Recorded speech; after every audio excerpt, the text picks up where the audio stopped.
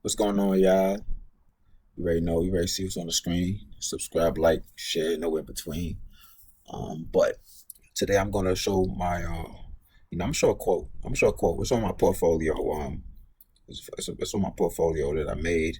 Um, I have so much brokerage accounts, so it's more like um I had to create an Excel spreadsheet and put all of the stocks I have onto my portfolio, because that's how I keep track of it, opposed to just opening up every, brokerage account that I have. I got TD Ameritrade, Robinhood, um, Fidelity, um, JP Morgan Chase. I even got a Cash App.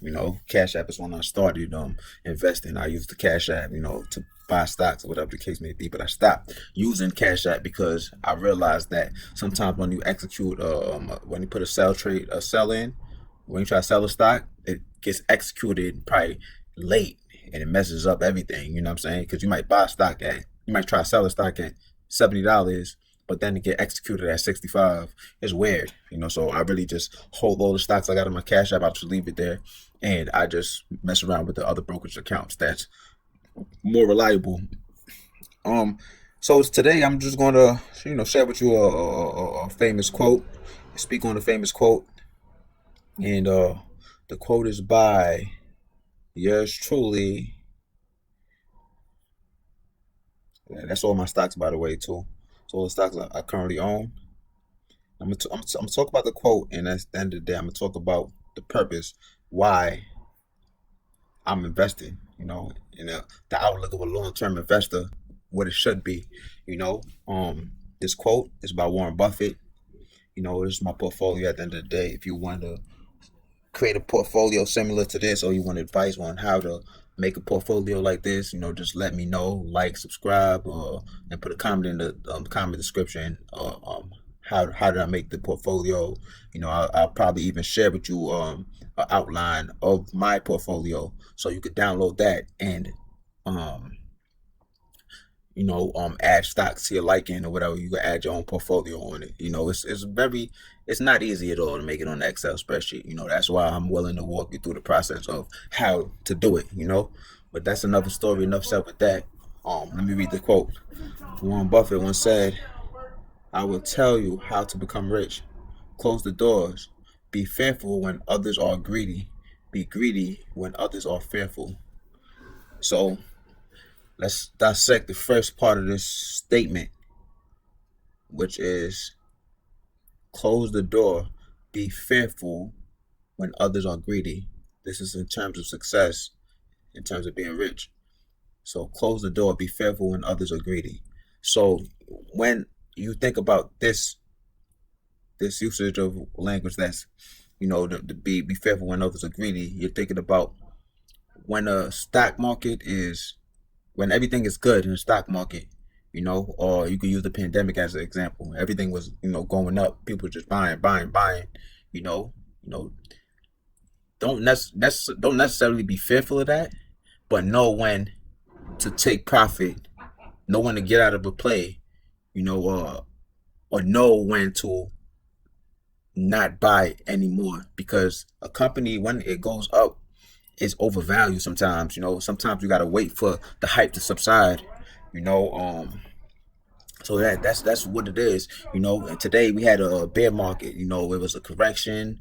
A lot of stocks that was up probably 150%, drop 70%. You know what I'm saying? It's these things that we got to keep in mind, that sometimes you got to wait for a correction, wait for a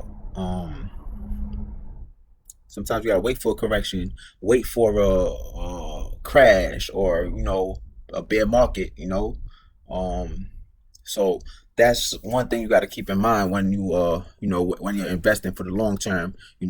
Don't be greedy. Don't be too greedy. You know what I'm saying? Don't be too greedy when everything seems like it's going well. Think about it. You might not use the terminology fearful, but think about it in the sense that, do I want to take profit now? I shouldn't be buying more because the price of the stock is not at its is overvalued. So you take that into consideration. Always have money always have extra money on hand, cash on hand to buy more shares of a company when it dips. Like today, today you could have some money on cash on hand. So when it dips, you could buy the dip. Sometimes you could just wait on the bench. If you plan on holding it for 10 years, if you plan on holding the stock for 10 years. Sometimes you could just wait on the bench. You know, so that's the first part of the statement. Second part is be greedy when others are fearful. So look, people are greedy right now. Now people are fearful right now. You know, Colin Powell, not Colin Powell. Yeah, Powell, the Federal Reserve, chairman of the Federal Reserve. Basically, is talking about interest rates. He's talking about what's the word? What's the word? Inflation. Talking about inflation. So a lot of people get fearful, because of that. And even like I said, the valuation of a company is not what it was.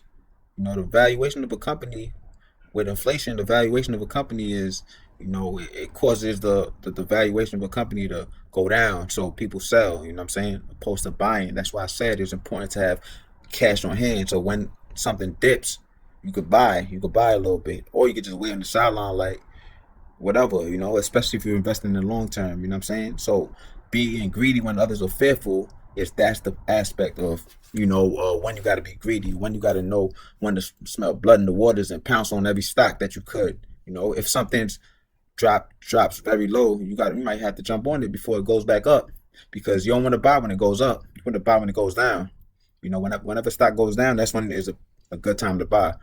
So that's something I just want to share with you guys. Again, you know what to do. Really ain't nothing new. Just make it happen. All right, y'all. Peace out.